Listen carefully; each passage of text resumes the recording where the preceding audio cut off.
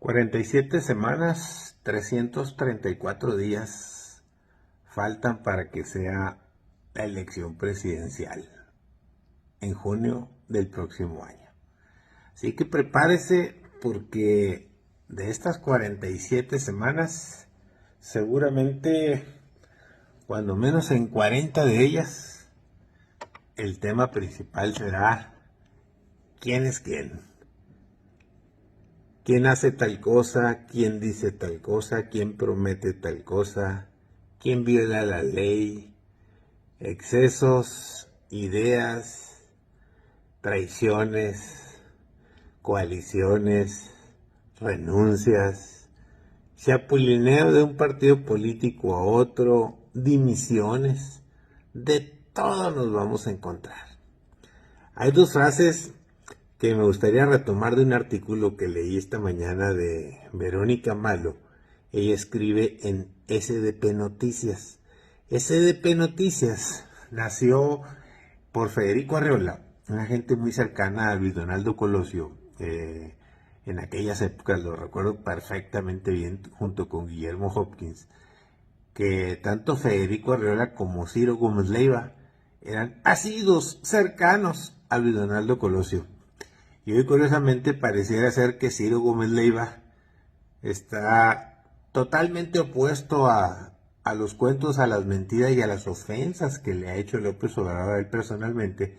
Y Federico Arreola todo lo contrario, muy pegado al presidente, como lo está Epimennio Ibarra, el fracasado cineasta en sus empresas, me refiero, ¿no? Es bueno para lo suyo, pero para las finanzas es muy malo, pero rescatado por la 4T con un millonario crédito. Me imagino que para salvar a sus empresas que se las vendió Televisa, ¿no? Quiero rescatar estas dos frases que escribe hoy Verónica Malo, porque me parecen significativas para lo que quiero comentar el día de hoy. La primera es: la publicidad es el factor y la fuerza moral más grande de nuestra vida pública. Esto lo dijo Joseph Pulitzer, que es el personaje en el que se inspiran para dar el premio Pulitzer, el que lleva su apellido a nivel mundial, comúnmente a las mejores fotografías que hay, a los mejores artículos periodísticos en el mundo. Y la segunda frase, que es más corta pero que es igual de contundente, es un refrán que dice: el duro adversario amansa la furia del contrario. Dice nada más, en pocas palabras, cómo un adversario puede amansar a un colérico o enloquecido contrario. Y usted interprétalo como quiera, dependiendo de qué lado o qué cara de la moneda está. Si está del lado de la moneda de los que aman al presidente, o lo respetan o lo quieren, o si está del otro lado de la moneda de los que cuestionan, ponen en tela de duda, o algunos lo atacan, lo critican, eso es lo menos, o simple y sencillamente no están de acuerdo con sus resultados, ni mucho menos con su manera y su estilo personal de gobernar. ¿De qué lado está usted? Es su libertad. Eso es lo bonito de un país de libertades, siempre y cuando estas no se limiten, no se coarten y no se asesinen a las libertades, me refiero.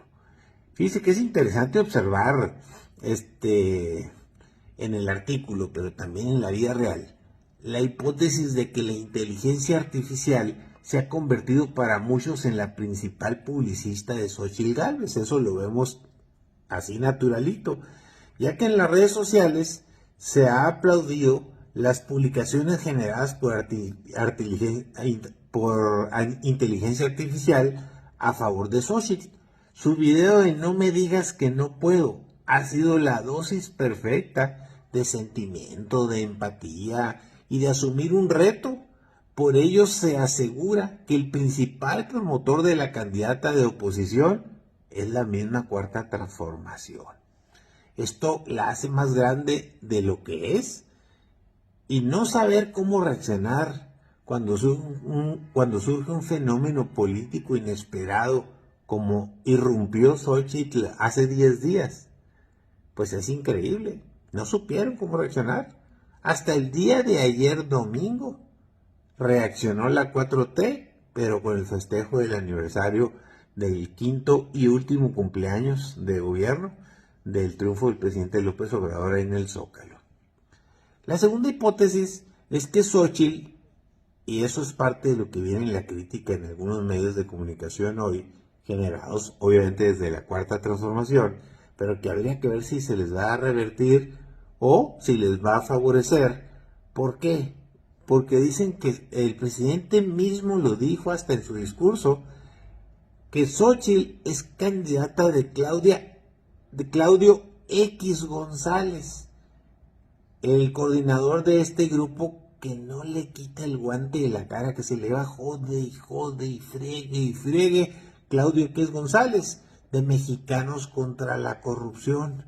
Por ello, también habría que interpretar en el marco de la hipótesis de que es público y notorio que la agrupación Mexicanos contra la Corrupción es una organización no gubernamental que recibe recursos, dinero del gobierno de los Estados Unidos de manera indirecta, pero lo recibe y aceptado por el gobierno de Estados Unidos, porque luchan por la democracia y luchan contra la corrupción y luchan contra el socialismo en el mundo. Y dice, nada más que interesante, quiere decir que si atrás de Claudio X González está indirectamente el gobierno de los Estados Unidos, pues entonces están atrás de Xóchitl Gálvez también. Y si a esto le sumamos las declaraciones toda la semana de la Coparmex, del Consejo Coordinador Empresarial, de la CONCAMIN, de la CONCANACO, del Consejo Mexicano de Hombres de Negocios, híjole, quiere decir que todo el empresariado está a favor de Xóchitl Gálvez.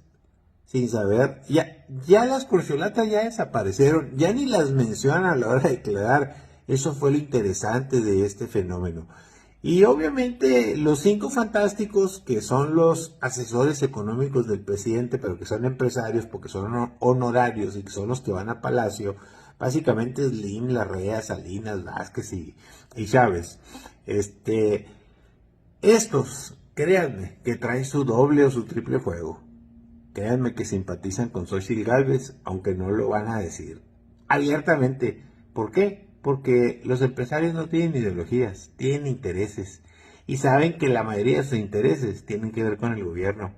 Y saben que hay una alta posibilidad de que si los Estados Unidos, de que si los empresarios en lo general, no ellos que son multimillonarios, los empresarios en lo general, las clases medias y todo el mundo, efectivamente genera un movimiento de unidad y de consolidación, es interesante, pero esto puede ser particularmente fuerte y contundente. De manera tal que todo el mundo está por el cambio y por la paz en México. Pero sabemos que muchos le siguen el rollo para no tener conflictos y para poder moverse, y otros tantos un poco más cínicos o más hechos a su naturaleza como empresarios, pues se dejan querer y reciben grandes contratos de Pemex, del Tren Maya, de la refinería o de cualquier concesión graciosa que tengan que darles en cualquiera de sus negocios, y la reciben porque es su naturaleza, es algo que hay que entender. Y siguiendo con el punto, fíjese que el año que entra ya se vence el plazo de arrendamiento del contrato de renta del Palacio Nacional.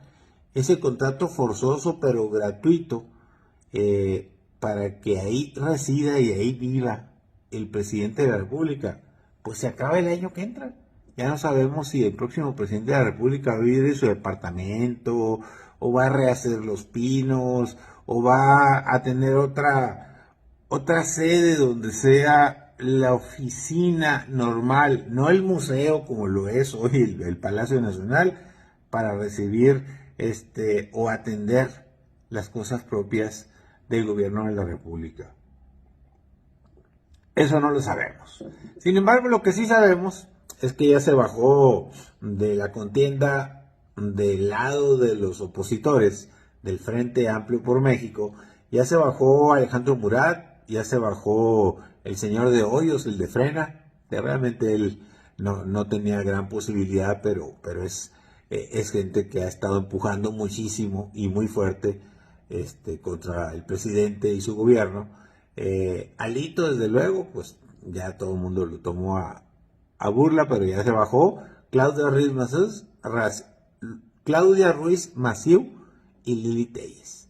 Enrique de la Madrid sigue como emperradito, así, buscando protagonismo, como buen junior del expresidente Miguel de la Madrid. Fíjense que todo el mundo se enfoca a Carlos Salinas de Gortari, pero el verdadero culpable de que haya llegado una clase política rapaz neoliberal proveniente de escuelas con estudios en el extranjero y que le decían hasta los Chicago Boys por ponerles un apodo, y que venían de universidades pues con la mentalidad privatizadora y acabar con todas las instituciones que había generado la Revolución Mexicana y que habían logrado un país diferente. Es Miguel de la Madrid Hurtado.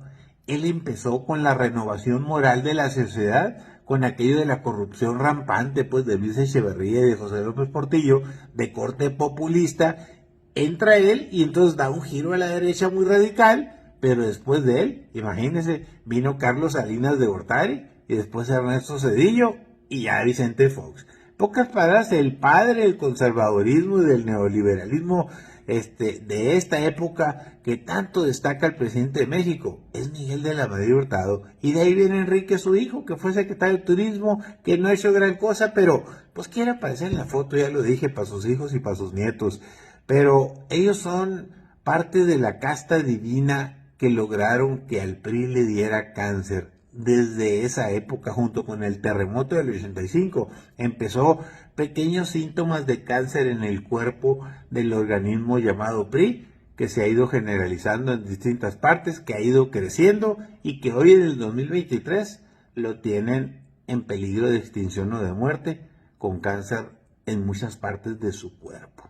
De manera tal que no tardan Beatriz Paredes y Santiago Krill en hacer lo éticamente correcto, lo políticamente correcto, declinar en favor de Xochitl y buscar un concepto de unidad. Pero ya veremos, en política todo se vale, total, que a lo mejor les sirven de sparring para efectos de que si se hacen debates, les ponga una tunda a los suyos, como probablemente se la pueda poner a los extraños.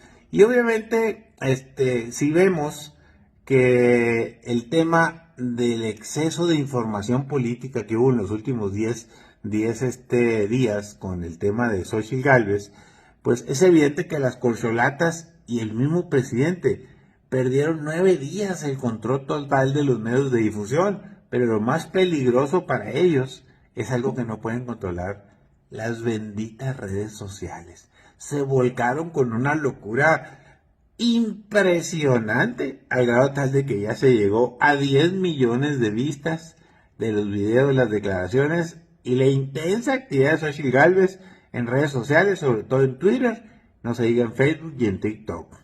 Y desde luego que muchas veces dicen: no me ayudes, compadre, pero en esta ocasión, gracias a Dios, no que es viernes, gracias a Dios que ya se van, o bueno, que ya se fueron por cuenta propia muchos, que son los que le dieron un balazo en el pie al PRI en el 2016 por sus ambiciones personales de poder.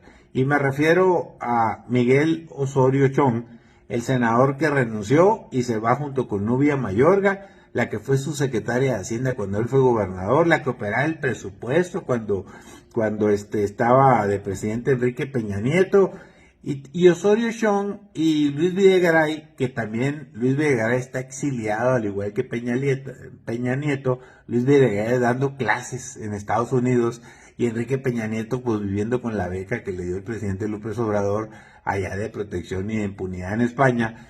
Pues entre los tres es el triunvirato que le dio el golpe de muerte, no lo ha matado, pero le dio el golpe de muerte al PRI, con todo lo que hicieron en contra para que las elecciones del 2016 fueran un fracaso, y no se diga del 17 en adelante, se perdieron. Ellos lo que querían es entregar el 18, pela gallos, no me hagas nada, protégeme y te doy todo.